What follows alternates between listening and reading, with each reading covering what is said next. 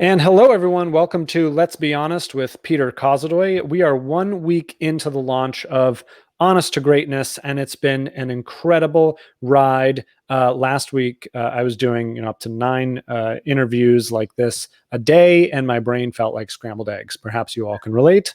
But nothing worth doing in life is going to be easy. And I feel that way about the book. So thank you to all of you who have been getting this and recommending it and getting them for your friends and family and colleagues and bosses. I've really appreciated it. Look at that. I love it. Thanks a lot, Darius. So here I have an incredible fellow entrepreneur, fellow author. His book is coming out in a little bit here. And he and I share so many core values, and you'll understand why I emphasized core values in a moment.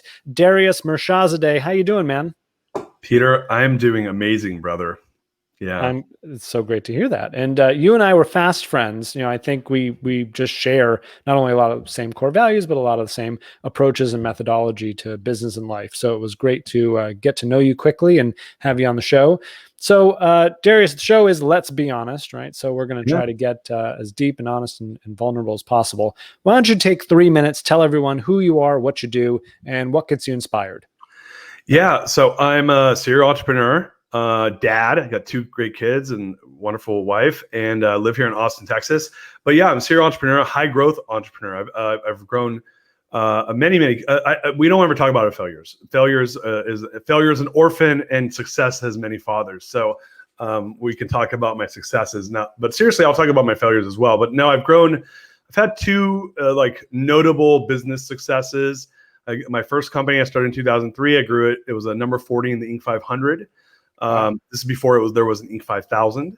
And so if you were 501, they didn't even talk to you. And then that was an experience where I really got kind of my head kicked in and learned a lot. And I fell into the world of core values, learning from guys like Vern Harnish and this Jeff Smart and all these amazing authors and thought leaders around high growth and scale. And I did this program called Birthing a Giant at MIT, which a bunch of the case studies in scaling up are actually classmates of mine. And so I ended up stumbling into core values, and then I got obsessed with it. I became like this person that everything revolved around how do you take core values and utilize them in the business, and then leverage that to create growth and scale. And what ended up happening was I took and I had this business that went from 30 to 300 employees in 18 months, from 2012, or 13 to middle of 13 to end of 14. And at the end of that, I had 0 growing pains. And I was like, what just happened? And then I went from 300 to 1,000, and I got my head kicked in again. But I learned something. I learned that core values have this opportunity to become the language of the organization. That's what I saw at 300 people. I was like, wow, everyone's on the same page. Everyone's holding each other accountable in this interesting way. And so I have really focused on how do you take core values and really make them the language of your business and of your life, personally, professionally. And I believe that every problem and every great thing that we have in our life starts and ends with our core values, that every result we have is formed from that. And it comes from really being authentic to what you are and who you are, both professionally and personally. And when you do that, good things start to happen. So my book is really a framework. The book is Core Value Equation. Comes out September 15th. And it's a framework of how do you do high growth? How do you create a high growth business with minimal brain damage through the framework of core values? And I believe that it is the absolute foundation for everything. I love it. So now everyone out there understands like core values, authenticity, honesty. Thus, Darius and I were, of course, fast friends on that. So Darius, take us to a time, and it sounds like there are many, but I want you to pick out one story for us where you had to get brutally honest with yourself as a leader. And it could be personal, business, or family. What was the situation? What did you do? And what happened next? Yeah. So it's funny. There was a moment when I had my first company, Twin Capital, where I was in year 3 of Birthing a Giants. I hadn't completed the course yet, and I came into my office one day, and like I said, I was 25 when I built the company. I'm 42 now, so this is back in 2006 and 2007, and and it was very different being a young entrepreneur then. Now you have things like a Y Combinator and 500 startups, and there's tons of online communities for entrepreneurs. Back then you had YEO, which is now called EO. And that wasn't like, that was a thing that I didn't even like. How do you go find it if being an entrepreneur was not like this cool thing you did then? Now it's like everyone's an entrepreneur, but back then you weren't, right? So I was the only person I knew that was an entrepreneur, and I lived in San Francisco, which says a lot. Wow. And so I had built this company for myself and an assistant to 150 employees in less than 3 years, and did every single thing wrong. And it frankly was not a great company. It may have been 40 in the Inc. 500, but it wasn't a well-run business. There was tons of problems. And so I had this moment where I'd gone from this little crappy 200 square foot office into this mega tech office with 18,000 square feet and glass and metal and, polished concrete floors. And I came in one day, and we had this one problem file, and I don't remember the name of it. Let's call it the Smith file. And I walk up to our compliance desk, and there's a guy, Brian, sitting at the compliance desk. And I say, "Hey, Brian, what's up with the Smith file?" Because it was a real problem. I think we had got like a letter from an attorney or something. And in mortgage banking, that's an issue, right? So these are people's homes. And so he literally didn't look at me. I'm CEO of the company, founder and CEO, shrugs and goes, "Oh no, man, not my job." And and my response in the book is cleaner than what really happened in real life. In real life, what I said was, "Well, Brian, whose fucking job is it? I'm the CEO, goddammit." And I walked off, and I was pissed. Now, that wasn't the moment, actually. You'll like the moment, Peter. I go back into my office, and I got this big glass wall of an office, like overlooking this massive sales floor. And I sit in my chair, like I'm right now. And it just kind of threw up out of my mouth the words, "I hate this company." And then I said the most important thing I've ever said to myself at that moment in my life. And I said, "And it's all my fault." And I was brutally honest. I just said, "It's all my fault. I own this." And that was the beginning of me going down this road, of this like journey and this path to how do you build a really great organization, because I really cared to build it. I wanted to build a world-class company. Had you asked me then, what am I trying to build? Now I was a subprime mortgage lender, which is a story in of itself. But if you had asked me what I wanted to be then, I would have said, I want to be the #1 alternative mortgage lender in the entire world. That was literally my goal. And so here I am having problems like that with that goal in my head. And so I realized something had to change, and it started me down this path of really trying to understand what my authentic true self was as a business. That's amazing. Thank you for sharing that with us, Darius. And, we've heard you've kind of gone up and down your timeline now, so we know you recovered and built other companies and did it the right way and all that, which is fantastic. So let's go even deeper. What was, looking back on your whole life, one of your biggest wins that you are most proud of even today? And then take us to one of your biggest losses or even regrets. It's interesting, like a great question. So I think that if you were to like look on paper, what I'm about to say might be a little bit surprising. I mean, it's not totally surprising given the book I'm publishing, but if you look on paper, I've done some cool things. I was the #9 highest rated CEO in America on Glassdoor. I built this company from a very small company to a 1,000-person organization, which is essentially going from almost startup to that size. My business partner founded the company, so I don't take credit for that. But I got there when it was very, very small. And having done that was an amazing ride. Doing the MIT program and learning all about this and working with guys like Simon Sinek and Vern Harnish, and you go down the list. I mean, I met Simon Sinek in 2009 when nobody even knew who he was, and did a 40-person workshop with him and Tim Ferriss, like when people didn't know who either of them were. And so I've done these really cool things, and on paper, and even if you looked financially at me, you'd be like, dude, that guy's killing it.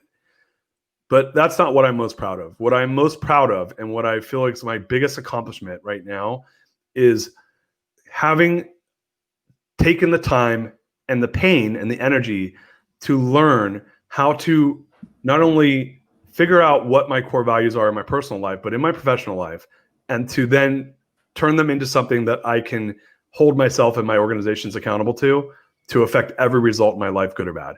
And to actually really build that and learn that, understand that, is by far and away the greatest accomplishment I have ever made. Professionally. And personally, it's going to be my family, but that's my professional accomplishment is really this core value work. Okay. What, you know, and as I was listening to that, I was thinking just understanding that at a deeper level has to be fulfilling, right? It's changed my life. So much so that I stepped down as CEO of my company. And so one of my friends said, what are you, Michael Jordan? You like step down at the top, right? And I said, it's a great company. I mean, they're an amazing company. You go on Glassdoor and look up that company, you'll be like, this looks like a really cool place to work, which it is. And I love my ex-business partners, and they're great people, and they're going to do good work there. But I stepped away, you know, after 20 years of being in the mortgage industry. I just retired from the mortgage industry. I exited my company, and that's a pretty scary thing to do. And I did it because I was brutally honest with myself that I couldn't live my core values and do that job, because nothing about the job. It's a great job. It's that I needed certain things that industry and that position would never be able to bring for me. And a lot of it had to do with my core values around creativity, and I just wasn't able to really leverage that in that business the way I'd always wanted to. So for me, it was really scary, but it was getting honest with myself that I had to do that. And I made that decision. I stepped away from something that even right now I'm figuring out, but I'm excited for it because I get to meet people like yourself that are doing the work you're doing. And I get to have my live stream show, and I'm promoting my book. And these are things that like really right now feel right. And I can never do that and be the CEO of my company at the same time. There's no way. That takes so much courage. Honesty takes so much courage. It really does. Trust me, I know better than anyone else, right? And you know, you and I have such similar kind of stories. I mean, I've definitely built the company and the offices and the employees, and looked around and be like, why doesn't this feel good? What's wrong here? What's out of alignment here? And I would, you know, would you agree, Darius? Is it some or most people that you think ignore that feeling and just keep doing what they're doing? What would you say? Well, so there's three parts to what I've kind of like. I've been doing a lot of work in one of my forums. I'm in a couple CEO forums, and one of the ones I'm in, we're doing this work around epic life and how do you live an epic life, and what do you? And a lot of that's around what do you? This goes back to honesty. There's a deep honesty you have to have in order to have that fulfillment. Because like I know people who are worth hundreds of millions of dollars, flying private jets, doing the like on paper the things that you're like Lamborghini, beautiful life, great house, who aren't happy. They're not fulfilled people. Not at all. Like they're actually like numbing themselves. And money and these objects are a source of numbing. They're an agent for numbing. And so I think most people are asleep, right? And I think it's a lot easier to be asleep than it is to wake up and be honest. Way easier. Is it? Yeah. Listen, no one ever said honesty is easy. I actually think it's the most amount of pain you're ever going to go through is getting honest with yourself until you understand it. And then you can have that Phoenix moment where you start flying out of the ashes. And for me, like my honesty moment came with a lot of pain. Stepping down from CEO of my company was one of the most painful experiences I've ever had, ever. And I thought that the pain would be the stepping away. It was actually the after. The after was when there was a lot of self-doubt. There was questioning. There was, what am I doing with my life? Why am I doing this? Did I make a mistake? And so it would have been a lot easier to just stay asleep. And I think that, you know, most people they go through these like crises where they try to get honest with themselves, but it's so scary that they then go back to sleep because it's a lot easier to go back to sleep. So I think it's about having the courage to go through that painful experience so that you can come out on the other side and have that moment when you see that nothing else will ever be the same. Like once you're honest with yourself. And I think what folks don't realize is it's not like, you know, I like that word, like asleep, because I've used that before. It's like people need to wake up. And I think there's this odd misconception that like, well, someday it will change. It doesn't change. You change. Yep. And until you change, it doesn't change. So, you know, it's not like time helps. There is no it. You're right. Exactly. One one of the things I want to say though, which is the biggest realization I had, which I don't, I haven't, I did just get your book, and I was jokingly saying I've read it twice, but I really can't wait to read your book. I mean, dude, boom. Love Seriously, dude, I'm so pumped for your book. I Thank you. was like, man, I didn't even realize I was going to have it for the show because I just ordered it. Like Amazon, guys, if you want his book, which you should get his book, dude, it came in 2 days. I ordered it on Friday afternoon after our show, and it came Sunday night. My wife's like, what is that? I'm like, I think that's Peter's book. Awesome. But one of the realizations I had in going through that really painful experience, which was, I quit my job November 13th, and that painful experience started then. And it went really deep over the next couple months. And there was a lot of learning to be done and work on myself. But the biggest thing I realized in that honesty part, which I don't know if your book goes into this, but it's that we lie to ourselves a lot. Yeah. I'm one of my biggest things is honesty with people, like being authentic and like really like I'll be the most honest person you've ever asked ever. My wife doesn't like it sometimes. She's like, how does it look on me? And I'm like, doesn't look good. And she's like, why do you say that? I'm like, well, would you rather not look good and I lie to you, or would you rather I lie to you or be honest with you and you look better? But when you realize, if you think of yourself as an honest person, then the question is, are you honest to yourself? Mm-hmm. And my realization, Peter, which was, it took 42 years for me to realize this. I mean, I know I look beautifully young, but I'm 40 years old. I was just thinking that. I thought you were thinking that. Was I'm the biggest liar to myself. And I didn't, I was naive, man. I thought I wasn't. And so I think like asking yourself, am I really honest with myself? You'll know it. Like when your body tells you. And so I started really listening to my body, and I had this aha moment where I was like, holy shit, man, I've been lying to myself for my whole life. Yeah. And that was a turning point. And since then, I can't go back. I don't know what's going to happen in the future. I got the book, which has been something really interesting to sink my teeth into. I get to, like I said, meet people like yourself. And I feel like this is telling me something. It's saying I'm on the right path and that something really meaningful is going to happen.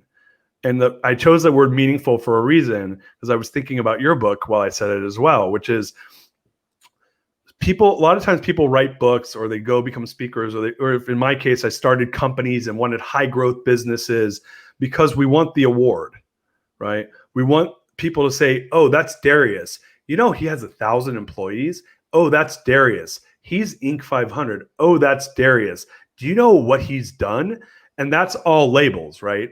Mm-hmm. And we like that. Like, this is like when you have that achiever mentality, you're like, yeah, I'm a fucking badass. Like, I've worked so hard to be that badass. But what I realize is none of that means anything. Because at the end of the day, those things, you don't go to, like when you're asleep at night, your body doesn't care about those things. What matters at the end is that you're honest with yourself and that you have meaning in what you're doing and you actually feel fulfilled.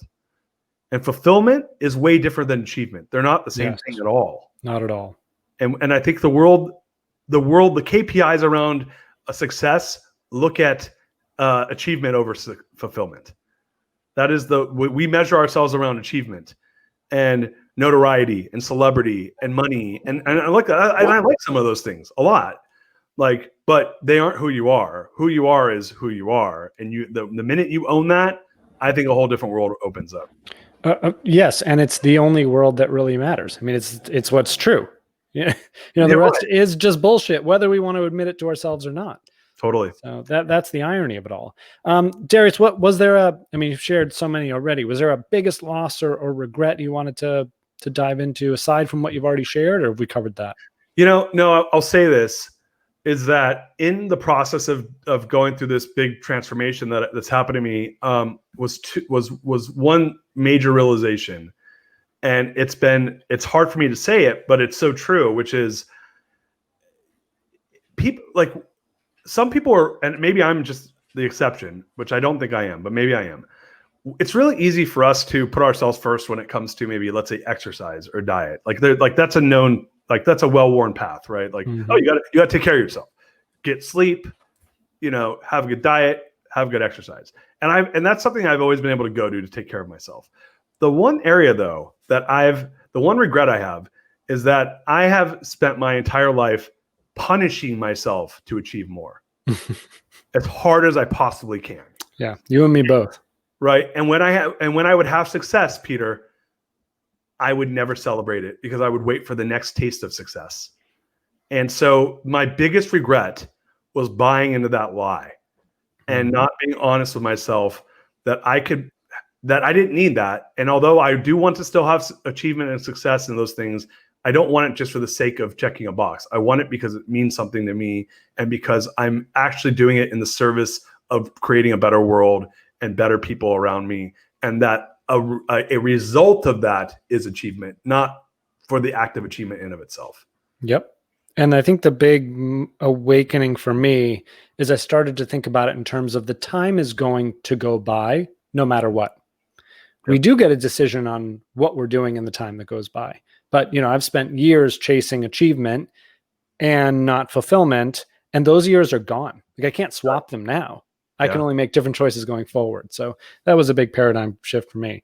Darius, this has been fantastic. Where can people follow along with you and the book journey and learn more about what you do? Thank you. Look, there's a couple places that are easy. One is if you go to my website, www.therealdarius.com. All the socials on there. You can follow the book on there.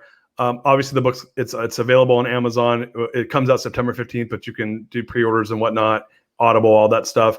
And then I'm live streaming on Facebook and on a bunch of other channels. So you can subscribe to my YouTube channel, which is under my name, or at The Real Darius M on Facebook, which is my business site, and my live streams up on there. And that's for the Greatness Machine, which you were on last week, which is that's my passion next to the book. So the book, the live stream, my website, all those things are great places.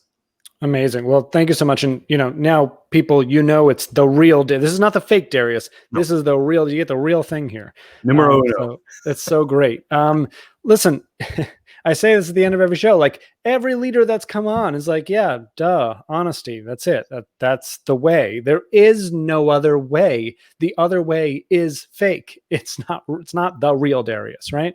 So, what I want more than anything, as Darius, you were alluding to, is wake up. Who are you really that you've been denying? What do you really want?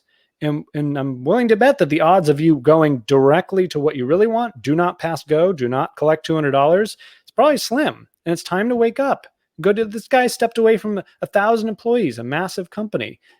If he can do that, anyone can get on the path to authenticity and truth. So thank you so much. For any of you who have not gotten your copy of Honest to Greatness yet, please do. It means the world to me. Darius, thank you so much for being on the show.